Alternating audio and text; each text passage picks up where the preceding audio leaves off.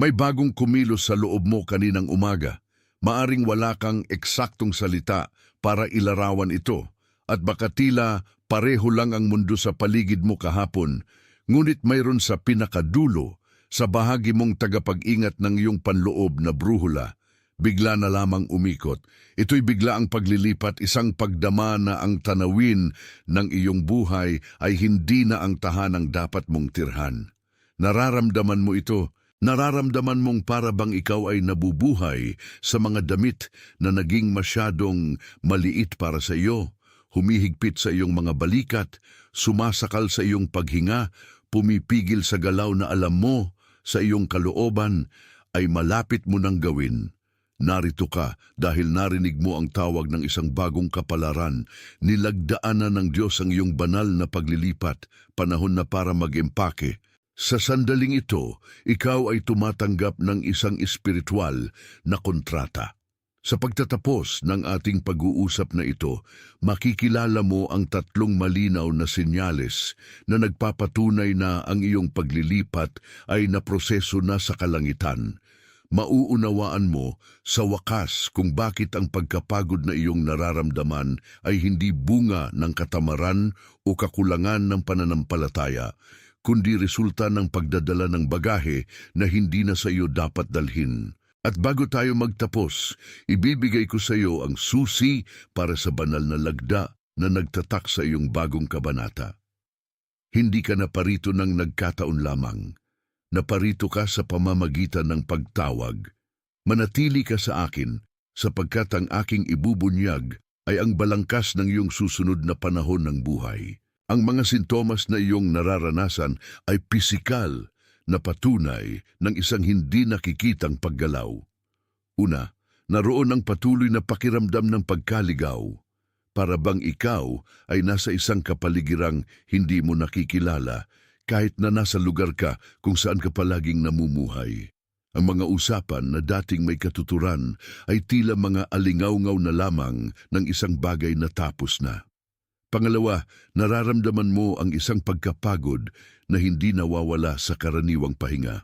Ito ay pagod ng kaluluwa, isang panloob na pagtutol na lumalabas sa tuwing sinusubukan mong pilitin na manatili ang iyong dating ritmo ng buhay. Pangatlo, ang siklo ng mga tao, proyekto at maging ng mga pag-iisip na nagtukoy kung sino ka hanggang sa ika-10 araw ng Hunyo ay nagsimulang matunaw. Hindi lamang sila umaalis, inaalis sila para magbukas ng puwang. Ang iyong mga daliri na nagtatype ng 3 bilang na ito ay ang iyong espiritu na nagsasabing oo sa kasaganaan ng darating. Ito ay ang maliit, ngunit malalim na gawa ng pagpayag sa bago na itinatag na ng Diyos para sa iyo. I-type mo ang 888 at pagkatapos ay bumalik ka agad sa akin.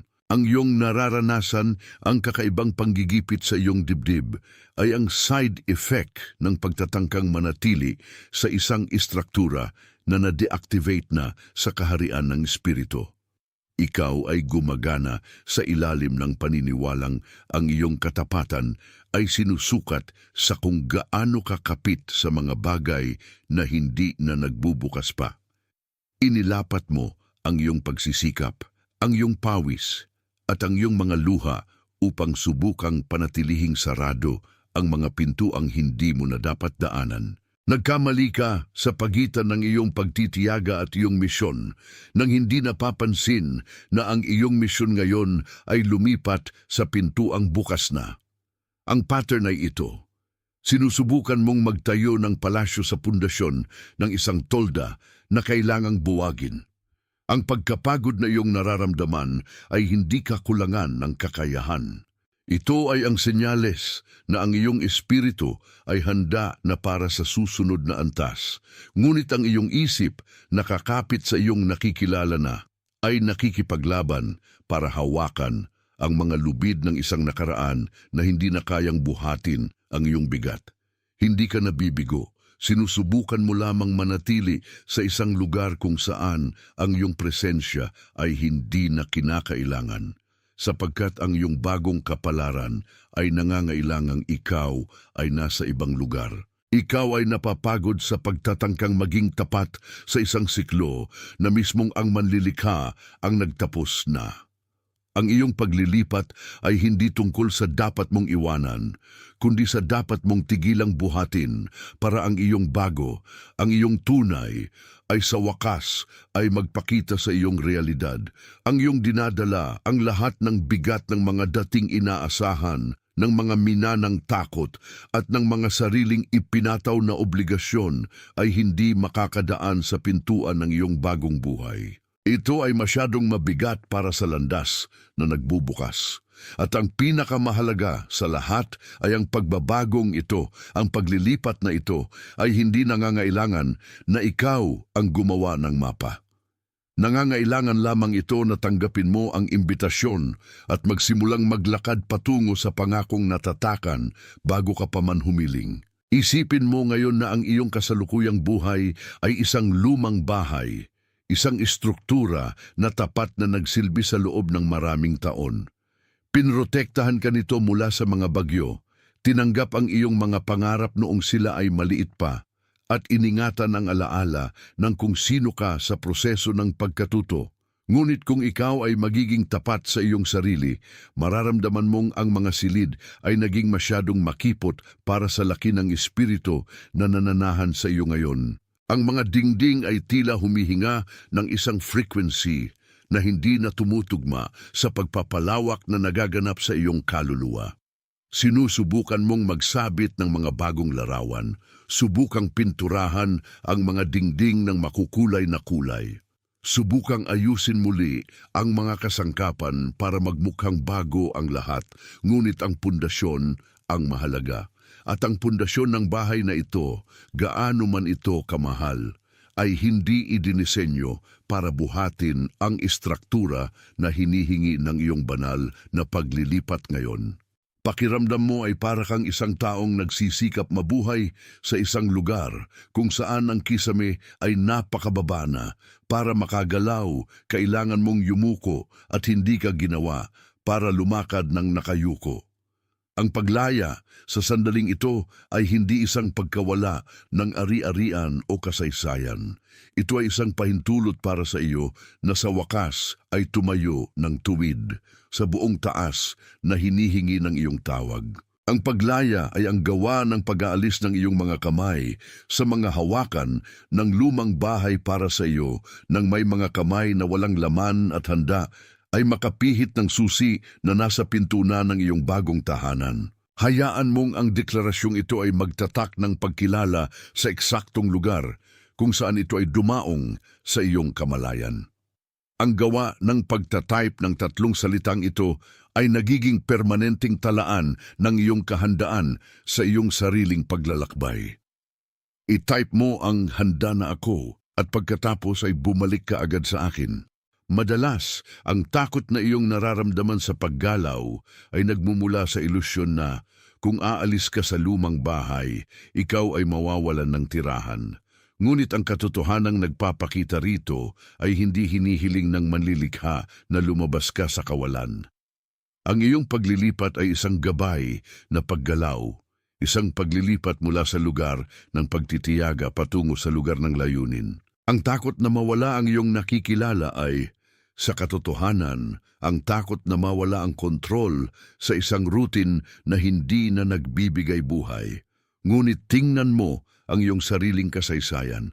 Ilang beses mo kinatakutan ang pagtatapos ng isang bagay at nang dumating ang pagtatapos, napagtanto mo na ito pala ay ang kinakailangang proteksyon para hindi ka magpatuloy na mabulok sa isang lugar na wala ng panustos para sa iyo. Ang banal na soberanya sa iyong landas ay ganap. Ang naglagda sa iyong paglilipat ay siya ring naghanda na sa bawat detalye ng daan sa pagitan ng kung nasaan ka ngayon at kung saan ka dapat naroroon. Ito ay hindi isang pagtalon sa dilim, ito ay isang hakbang sa liwanag, kung saan ang sahig ay lumalabas eksakto sa lugar kung saan mo inilalagay ang iyong paa. Hindi ka inaalis sa lugar na gusto mo, ikaw ay dinadala sa lugar na sa iyo. Kung ang pagkilalang ito ay nagpatunay sa iyong bulong ng espiritu sa mga oras ng katahimikan, hayaan ang iyong pag-like ay maging iyong walang salitang amen. Hindi bilang sukatan sa social media, kundi bilang isang malalim na pagpayag na ang pinangalanan dito ay ang katotohanan ng iyong kasalukuyang sandali. Ito ang iyong tahimik na tatak na tinatanggap mo ang pagbabagong isinasagawa sa iyo. Para magpatatag ang pagbabagong ito sa iyong pang-araw-araw na gawain, inaanyayahan kita na isagawa ang pagtatak ng umaga. Sa paggising, bago ilapag ang iyong mga paa sa sahig, ilagay ang iyong kamay sa iyong puso at huminga ng malalim. Kinikilala na hindi ka na ang parehong tao na natulog kagabi. Sabihin mo sa iyong sarili, nagsimula na ang aking paglilipat at tinatanggap ko ang direksyon para sa aking araw. Huwag kang humingi ng mga pagbabago sa lumang bahay. Humingi ka ng mga mata para makita ang mga bagong pintuang binuksan kaninang umaga. Ang pagsasanay na ito ng pag-aangkla ay magpapanatili sa iyong nervous system sa kapayapaan. Kahit na ang mundo sa iyong paligid ay magpumilit na ikulong ka sa mga bagay na hindi na nakakatulong. Natututo kang manirahan sa isang bagong frequency at ang pagiging palagian ng maliit na gawa ng pagsusuko na ito araw-araw ay ihahanay ang iyong biyolohiya sa iyong kapalaran. Mapapansin mo na unti-unti ang mga pagtutol na iyong nararamdaman sa umaga ay napapalitan ng isang mahinahong pagkamausisa, isang gana para matuklasan kung ano ang ipapakita sa iyo ng paglilipat ngayong araw. Ito ay isang ehersisyo ng pagiging katiwala ng pamamahala sa biyayang ibinigay na sa iyo. Hindi mo binubuo ang pagbabago. Natututo ka lamang gumalaw sa loob nito ng may gaan ng taong alam na sa wakas ay eksakto kung saan dapat naglalakad patungo sa lugar kung saan ang iyong misyon ay magiging natural na gaya ng iyong paghinga. Ang bago ay hindi na nangangailangan ng iyong pagsisikap kundi ng iyong maingat na presensya. Mayroong isang tao sa iyong buhay na kailangang marinig ang tawag na ito ngayon. Marahil ito ang taong iyong pinagmamasdan, isang taong nagdadala ng pagod na hindi tila nagmumula sa katawan, kundi sa isang espiritong nararamdamang nasa lugar na hindi na para sa kanya. Ito ang taong iyon na gumagawa ng may tahimik na dedikasyon, naglilipat ng mga bundok habang ang lahat sa paligid ay nananatiling nakatigil at na kahit nagbibigay ng napakarami, nararamdamang ang mga pinto ng kanyang sariling buhay ay nananatiling kakaibang nakasara. Ang mukhang lumitaw sa iyong isip habang ako'y nagsasalita ay hindi pagkakataon. Ito ay isang imbitasyon sa ministeryo. Sinasabi mo, nang hindi kailangang gumamit ng mga komplikadong termino na nakikita mo siya, na kinikilala mo ang kanyang pagsisikap at na ang paglilipat na matagal niyang inaasam ay hindi isang bagay na kailangan niyang imbentuhin, kundi isang bagay na nilagdaan at nahanda na. Ang pagpapadala ay ang iyong gawa ng pag-aaruga, isang kilos ng isang taong nakauunawa na kapag ang isa sa atin ay nagising sa katotohanan ng sariling paglilipat, ang alingawngaw nito ay umaabot sa mga naglalakad sa ating tabi. Huwag itong isipin bilang isang panlipunang kilos. Isipin ito bilang isang serbisyo ng espiritual na paghahatid. Mayroong isang banal na layunin sa pagiging daluyan na nagdadala ng kumpirmasyon para sa taong wala ng lakas para hanapin itong mag-isa. Bago matapos ang sandaling ito ng ating pagkonekta, hinihiling ko sa iyo na gawin ang isang bagay na magpapatatag ng iyong bagong tayo sa mundo. Huwag itong gawin bilang isang kahilingan o bilang isang malayong nais. Gawin ito bilang isang talaan, isang dokumentong nilagdaan mo ng iyong sariling kamay. Ang ating nararanasan dito ay hindi isang pansamantalang pag-uusap, kundi isang hudyat. Sa pagtatype ng mga salitang ito, ipinahahayag mo na tinatanggap mo ang lugar na patungo ka at nauunawaan mo na ang iyong paglilipat ay hindi tungkol sa iyong iniwan, kundi sa kung ano ang sa wakas ay binuksan sa harap mo. Bawat letrang nililikha ng iyong mga daliri ay isang hakbang patungo sa iyong bagong frequency. Pakiramdaman ang bigat ng deklarasyong ito. Hindi ka na gumagana mula sa pagsisikap ng laman, kundi mula sa autoridad ng taong nauunawaan ang sariling pwesto. Mayroon sa loob mo, sa eksaktong sandaling ito, ang nakakaalam na ang eksena sa paligid ay hindi na akma sa lalim ng iyong kaluluwa. Nararamdaman mo ang pagkabalisa na nauuna sa pag-alis, ang pagduduwal ng taong kailangang lumabas sa isang kapaligiran kung saan ang liwanag ay hindi na pumapasok sa parehong paraan. Ito ay hindi pagmamadali, hindi paghihimagsik, at tiyak, hindi pansamantalang kawalang kasiyahan. Ito ang tahimik na pagsunod sa isang tinig na nagbigay na ng utos para umalis. Napansin mo na ang mga siklo na dating nagdudulot sa iyo ng seguridad ay naging mga dingding na lamang, pumipigil sa iyong paningin at sumasakal sa iyong paghinga. Para bang ang iyong buhay ay unti-unti inaalis mula sa isang istruktura na natupad na ang layunin nito. Ang pagod na iyong nararamdaman ay hindi nagmumula sa trabaho, kundi sa pagpilit na panatilihing nakatayo ang isang bagay na ang langit ang nagpasyang dapat baguhin. Kung ang iyong puso ay kumikilala sa tibok na ito, kung ang kaliwanagan ng diagnosis na ito ay nagdulot ng malalim na katahimikan sa iyong isip, alamin na ito ay hindi isang pagkakataon, kundi isang paggising. Ang numerong ito ay ang frequency ng kasaganaang nagpapakita pagkatapos ng pagtatapos ng isang siklo, ang susi na nagbubukas sa pinto ng pagbabago. Sa pagtatype ng 888, hindi ka lamang nagiiwan ng talaan, pinatutunayan mo sa iyong sariling espiritu na tapos na ang panahon ng pag-aatubili. I-type mo ang 3 numerong ito ngayon at pagkatapos ay ituon mo muli ang iyong atensyon ng buo sa akin. Ang pattern na namamahala sa iyong paglalakbay hanggang dito ay ang sapilitang pananatili. Itinuro sa iyong maniwala na ang kabutihan ay nasa pagtigil, sa pagtutol, sa pagtitiis sa mga bagay na wala ng buhay. Naniniwala tayo sa napakatagal na panahon na ang ating halaga ay sinusukat sa ating kakayahang magbuhat ng mga pasang hindi idinisenyo para sa ating mga balikat.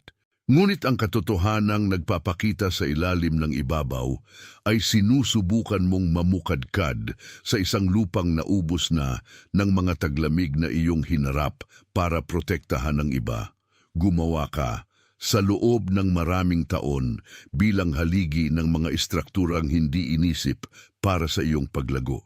Ang iyong pakikipaglaban sa mga bagay na hindi na sa iyo ang pinakamalaking pumipigil sa iyong sigla. Ipinipilit mong buksan ang mga pintuang sinarhan ng kapalaran hindi bilang parusa, kundi bilang proteksyon laban sa paglihis. Isipin mo ngayon ang bahay na iyong tinirahan sa buong panahon ng iyong paghubog.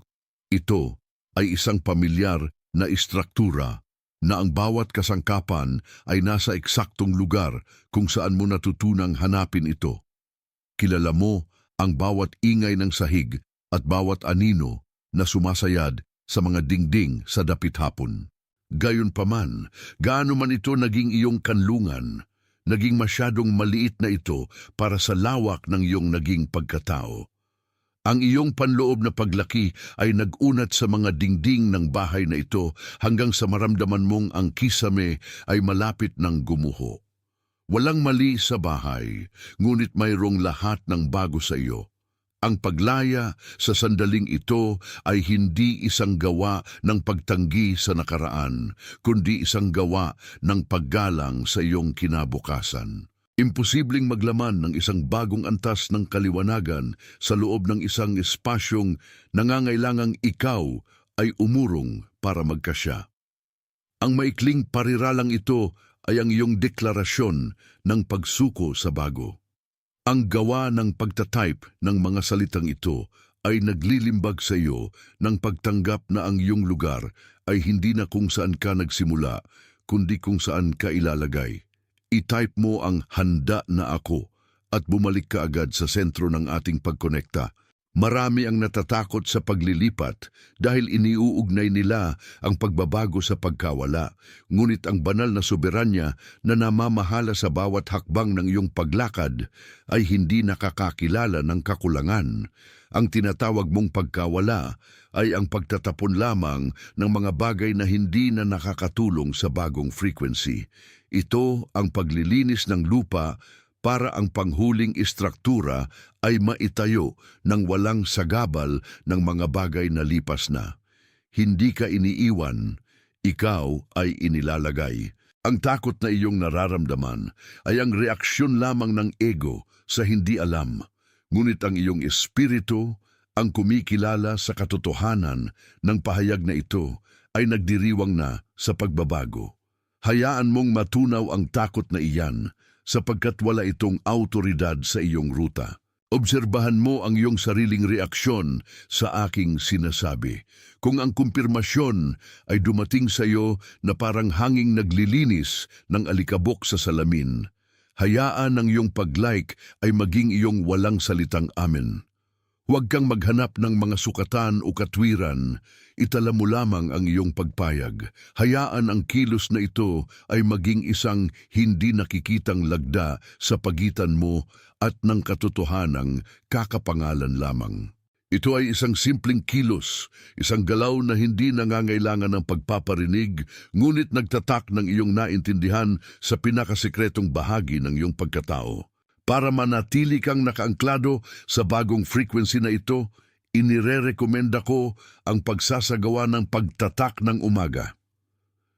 Bago ang anumang usapan, bago ang anumang gawain o pangangailangan, umupo ka ng ilang minuto at isipin ang iyong buhay bilang isang mesa kung saan naibalik na ang kaayusan.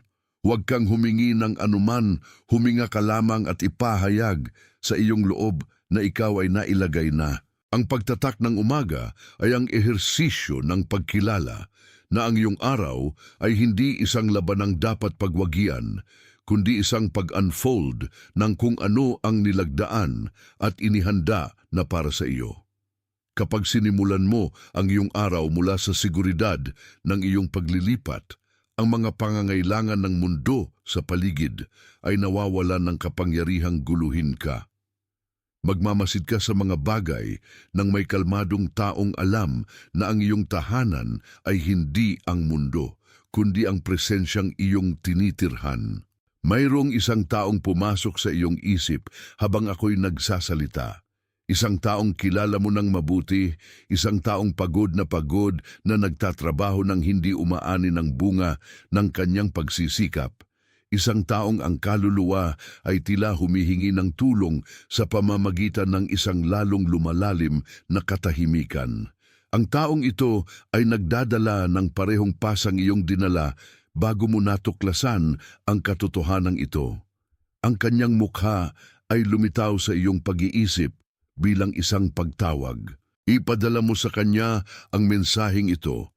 Gawin mo ito ng may katiyakan ng isang naghahatid ng susi. Hindi ka lamang nagbabahagi ng isang video, ikaw ay naghahatid ng isang coordinate ng pagbabalik para sa taong nawala sa kanyang sariling paglalakbay. Maging ka ang daluyan, ang tulay, ang mensahero na nagdadala ng kumpirmasyong wala siyang lakas para hanapin ng mag-isa. Ito ay isang kilos ng pag-aaruga ng ministeryo ng taong nakauunawa na ang paglilipat ay isang kolektibong kilusan ng paggising. Ang iyong nararamdaman ngayon ay hindi isang pagkakataon o isang pantasya ng iyong pagod na imahinasyon. Ito ang tugon sa isang prosesong nagsimula sa ika-10 araw ng Hunyo, nang ang hindi nakikitang paggalaw ng iyong landas ay umabot sa punto ng pagbabago na kinakailangan para ang paglilipat ay, sa wakas, malagdaan. Nararamdaman mo ang paghatak na ito, ang kagyat na pangangailangang ayusin ang mahalaga at iwanan ang naging patay na bigat lamang. At ito ang malinaw na ebidensya na ang iyong panahon sa lugar na iyon, sa tungkuling iyon o sa partikular na dinamikang emosyonal na iyon ay tapos na. Ang mga espiritual na maleta na iyong tinatawagang ihanda ay hindi para sa isang pisikal na paglalakbay patungo sa isang destinasyon sa mapa, kundi para sa isang pagbabago ng estado, isang pag-akyat ng antas, kung saan ang mga pangangailangang dating sumisipsip sa iyo ay wala ng puwang para umiral. Kung ngayong sandali, habang pinakikinggan mo ang mga salitang ito, mayroon sa loob mo ang kumikilala sa pagiging totoo ng pagbabagong ito.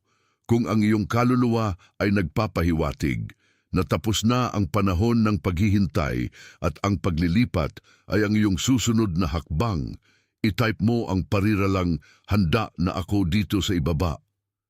Ang iyong pagsusulat ay ang iyong lagda, isang pangakong ginawa sa pagitan ng iyong kamalayan at ng planong iginuhit na. Sa paglalagay ng 4 na salitang ito, hindi ka lamang nagpapadala ng mensahe.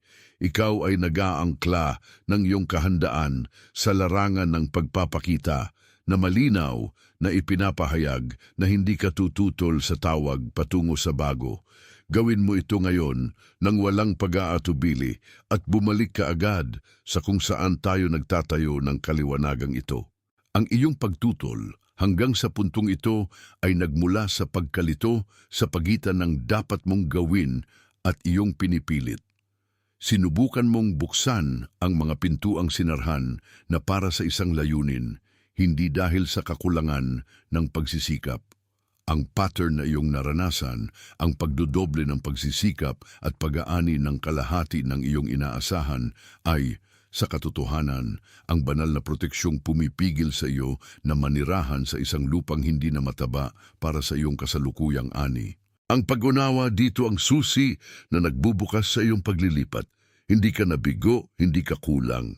Gumagana ka lamang sa ilalim ng isang kontratang nag-expire na, habang ang bago ay naghihintay pa ng iyong pahintulot para ma-activate. Ngayon, ang abot tanaw ay lumalawak dahil ang iyong paningin ay tumigil ng magtuon sa mga limitasyon ng lumang bahay na iyong tinirhan sa loob ng maraming taon. Ang bahay na iyon, na may mga masikip na silid at mga koridor na patungo sa mga lugar kung saan hindi ka na nababagay, ay nagsilbi sa layunin nito sa nakaraan, ngunit ngayon, ito ay isang kisame na lamang na pumipigil sa iyong makita ang kalawakan ng langit na ipinangako sa iyo. Ang banal na paglilipat ay hindi tungkol sa pagpapalit ng lugar. Ito ay tungkol sa pagpapalit ng dimensyon. Ito ay pagpapahintulot sa iyong pagkatao na umunat para sakupin ang tunay na laki ng iyong bukasyon na iniiwan ang takot na mawalan ng tirahan. Ang iyong iniwan o iyong iiwanan ay hindi isang pagkawala kundi isang paglaya mula sa isang espasyong naging masyadong maliit para sa buhay na iyong dala. Ramdam mo ba ang gaan na nagsisimulang umusbong sa base ng iyong gulugod? Ang pakiramdam na sa unang pagkakataon sa mahabang panahon, hindi mo na kailangang pasanin ang bigat ng mundo sa iyong mga balikat. Ang susunod ay ang pagpapakita ng kapamahalaang lagi mo ng taglay, ngunit itinago mo dahil sa paniniwalang kailangan mo munang patunayan ang iyong halaga upang bigyan ng pahintulot na magpatuloy. Ibinigay na ang pahintulot at nalagdaan na ang kautusan. Hindi mo na kailangang magmakaawa para sa mga oportunidad o magsumamo para sa pagkilala.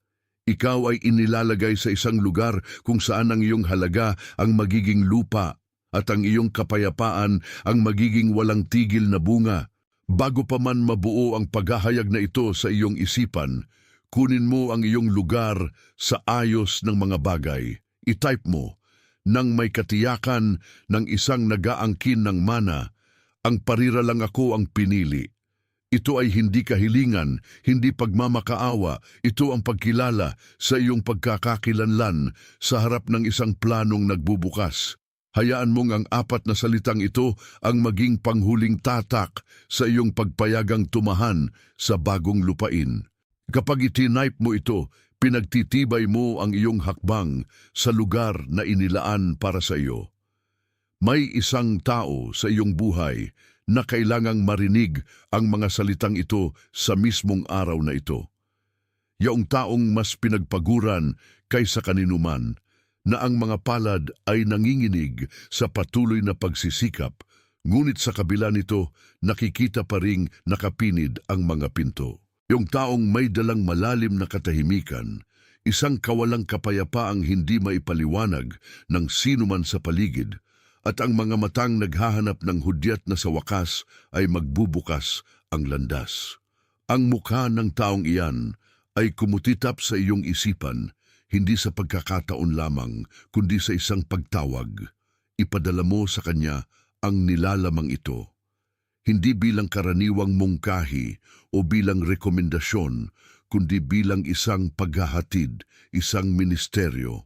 Ang dumating sa iyo sa pamamagitan ng dalisay na pagtuturo ng langit ay dapat magpatuloy sa agos upang maabot ang nasa silid tulugan pa ng kanilang sariling buhay.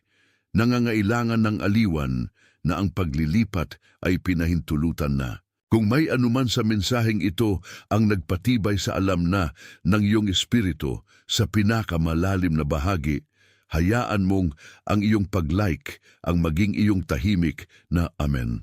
Gawin mo ito hindi bilang isang sumusunod sa numero sa isang screen, kundi bilang isang nagpapatibay sa banal na kasunduan na ang katotohanang inihayag dito ay naramdaman sa lugar kung saan nagpapahinga ang kaluluwa. Upang ganap na maangkla ang dalas na ito sa iyong pang-araw-araw, isagawa ang pagtatatak sa umaga. Sa paggising, bago pa man mahawakan ng iyong aparato o hayaan na maabot ng mga pangangailangan ng mundo ang iyong kapayapaan, umupo ng tahimik sa loob lamang ng 2 minuto. Iharap sa iyong isip ang pinto ng iyong dating tahanan na marahan na nagsasara hindi sa ingay, kundi sa katahimikan ng isang siklong natapos. Isipin na ang dala mo lamang ay ang mga pangunahin, ang iyong diwa, ang iyong pananampalataya at ang kahandaan para sa nilagdaan na ng Diyos. Huminga ka ng bagong realidad na ito na para bang ang hangin na iyong nilalanghap ang mismong pahintulot na sakupin ang iyong bagong teritoryo. Ang gawaing ito ay hindi ehersisyo, ito ay pag-aangkla. Ito ang pang-araw-araw na pagpapatunay na handa ka na para sa inihanda. Ikaw ay nakatuon sa katotohanang nagsisimula nang magtakda ng kumpas sa iyong pag-iral. Ikaw ay inatasan upang mamuhay mula sa bagong dalas ng kasaganaan, tapang at kaliwanagan. Ikaw ay isinugo upang sakupin ang espasyong nararapat sa iyo, nang walang paghingi ng pahintulot at walang paghingi ng paumanhin sa ningas na ngayon ay nagmumula sa iyo. Sa sandaling ito, sa lahat ng sulok ng mundo, ang iba ay ginigising ng iisang tawag, nararamdaman ang iisang kagyat na pangangailangang ayusin ang tahanan at magpatuloy patungo sa bago. Hindi mo nag-iisa sa paggalaw na ito. Ikaw ay bahagi ng isang tahimik at makapangyarihang paggising na nagbabago sa mukha ng iyong katotohanan.